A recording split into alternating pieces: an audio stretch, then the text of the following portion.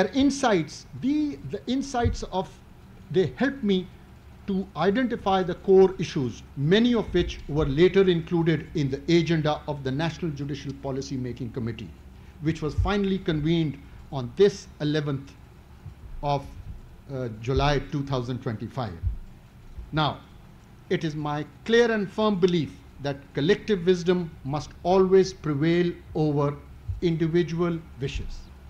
And without taking ownership of all the stakeholders, reforms are never lasting or effective.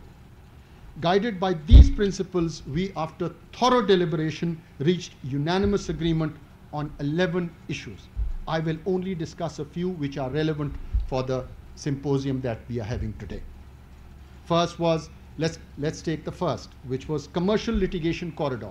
It was decided that what is going to happen is issues relating to corporate matters should be dealt with by one court, and same was the case with the appellate forum. It should have one forum and a bench of the High Court which should be assigned to deal with these cases, and same is the case with the Supreme Court. This will bring in consistency in the decisions, and hopefully it will also shorten the period of deciding such cases. We also discussed double docket regime, where we discussed whether there should be two shifts in courts. This matter was left to the High Courts, and inshallah we are meeting again on the 18th of August, where each High Court will give us an input of how they want to proceed with it. Same is the case with establishment of model criminal trial courts.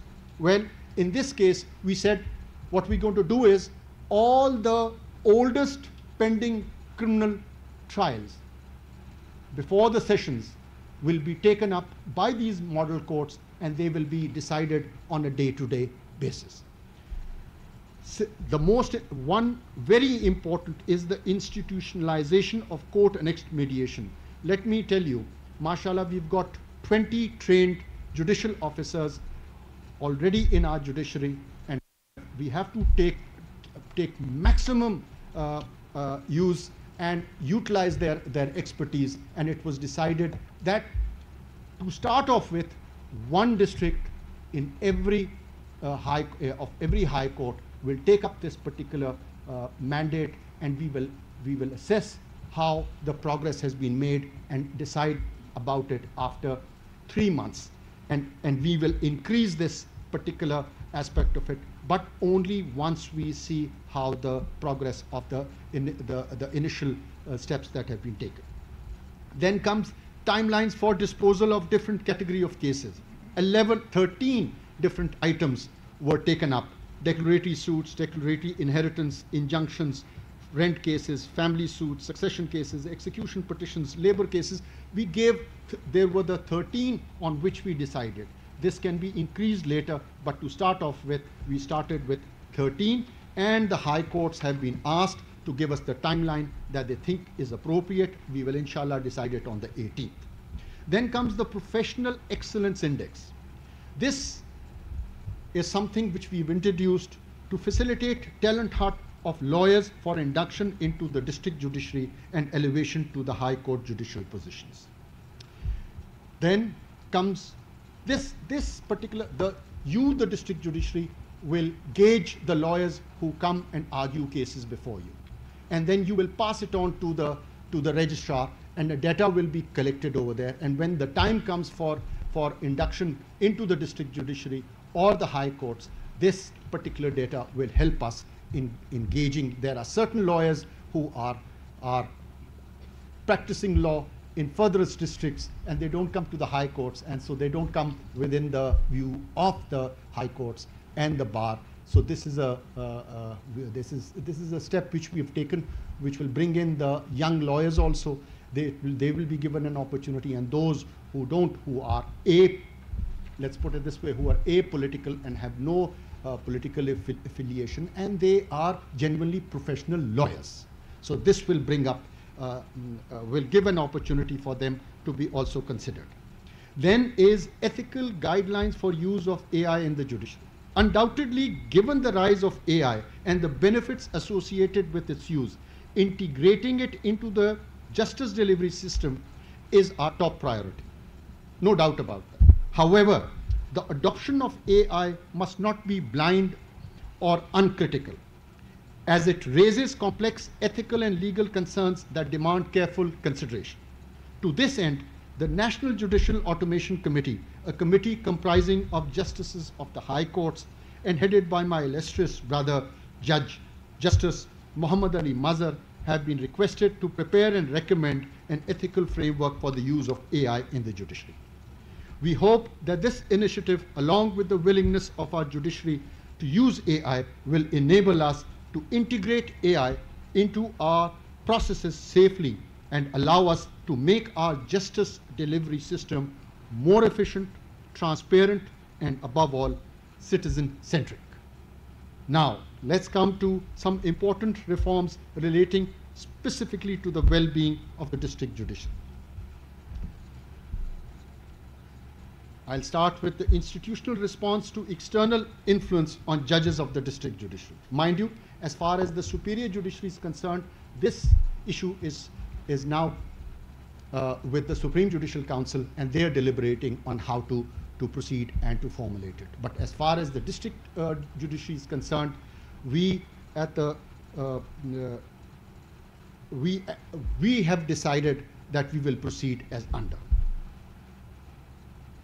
Before I tell you how and what the committee has decided, let me tell you about my views on it.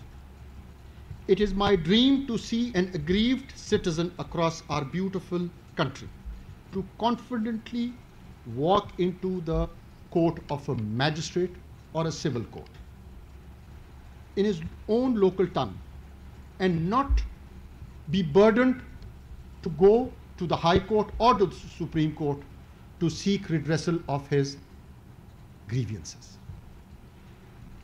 But to make this happen, we must ensure that the district judiciary is empowered, protected, and fully supported in discharging its duties.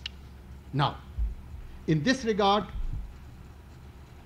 you will be pleased to know that the committee has resolved that each High Court shall formulate clear guidelines for members of the district judiciary to follow in case they face any extraneous influence, along with the defined response of the High Courts to counter such instances. I have invited the Chief Justices of the High Courts to consider including the role of the Chief Justice of Pakistan in response framework they choose to adopt, so that the institutional support is strong and unified. The message must be clear to all that the Chief Justice of Pakistan shall stand with and support an independent, honest, steadfast judicial officer, inshallah. Let's come to some less emotional issues. This is regarding performance evaluation of district judiciary, standardization of recruitment mechanism of district judiciary policy forum, parity in terms and condition of service of district judiciary, access to international exposure opportunities. These were issues when I used to go to these remote areas and meet the judicial officers over there. These were highlighted by them when I met them.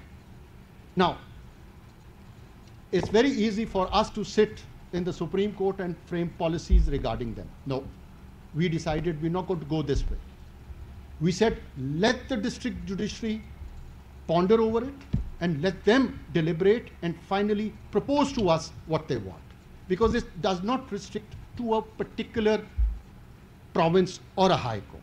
So we have decided that it should be given to a committee which should be headed by a retired judge of the Supreme Court who has come up on the rungs of the district judiciary.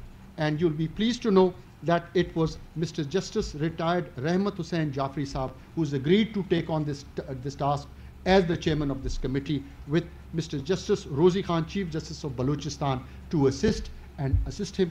Similarly, the registrars of the high courts and the Director General of Federal Judicial Academy, all of them are from the district judiciary. And I hope and pray they seek your guidance in this. And I must tell you that this is something which is very close to my heart, and I hope and inshallah we will be able to give you what you deserve, what you need and what you deserve. Now to some good news also. You will be pleased to know that we are in contact with the Supreme Court of People's Republic of China and the Constitutional Court of Turkey to enter into MOU for judicial cooperation for a period of 5 years. In this regard, the Supreme Court of China, agreeing to the terms of the MOU, has informally committed to host 30 judicial officers of the district judiciary to visit China next year.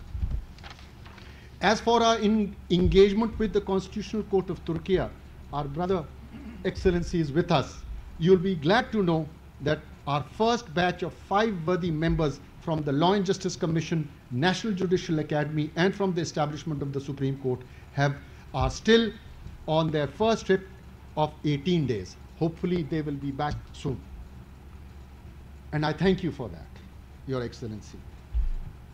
Respected members of the judiciary, as the Chief Justice of Pakistan has committed to caring for your well-being, he invites you to also commit to the highest ideals of public service. Always be diligent, disciplined, and respectful. Embrace accountability. Empathize with the citizen you serve, and always be polite and humble with them. These standards are not an additional burden, but always for you to honor your role, a role that matters not so much to the judiciary, but to the entire nation.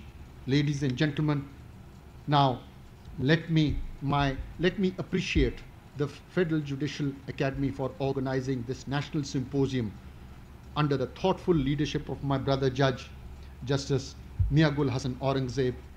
I commend you and your team for this excellent symposium. I also express my deep appreciation to all speakers, panelists, and development partners who have contributed to the dialogue today.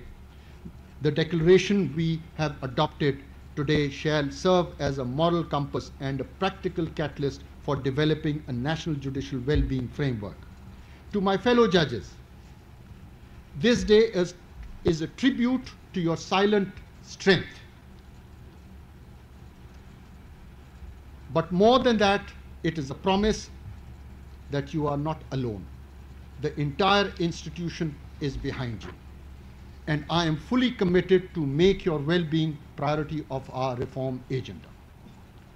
But let me remind you, institutional changes take time. But I am proud that together we are making steady, thoughtful progress towards a system that serves both the judicial officers and the citizen with integrity and care. Today, by the grace of God, we gave voice to what was long left and felt but rarely said. That changes everything. From here on, may our support match the weight of what we carry. May Allah Almighty help us all in this noble endeavor. Ameen. Pakistan. Islamabad में chief justice of Pakistan की जानिब से तकरीब से खिताब किया जा रहा था। उनकी जानिब से कहा गया कि जुडिशल अफसरान को तरबियत दी जा रही है। अल्तवा का शिकार मुकदमात मॉडल अदालतों के ज़रिए सुने जाएंगे। उनकी जानिब से कहा गया कि दौरों का मकसद जुडिशल निज़ाम की बेहतरी था। चीफ जस्टिस याह्या आफरीदी की जानिब से ये कहा गया कि कानून के बेहतरीन माहिर रोज़ाना की बुनियाद पर केसेस सुन रहे हैं। उनकी जानिब से ये कहा गया कि मुकर्ररा औकात में केसेस का हल होना चाहिए।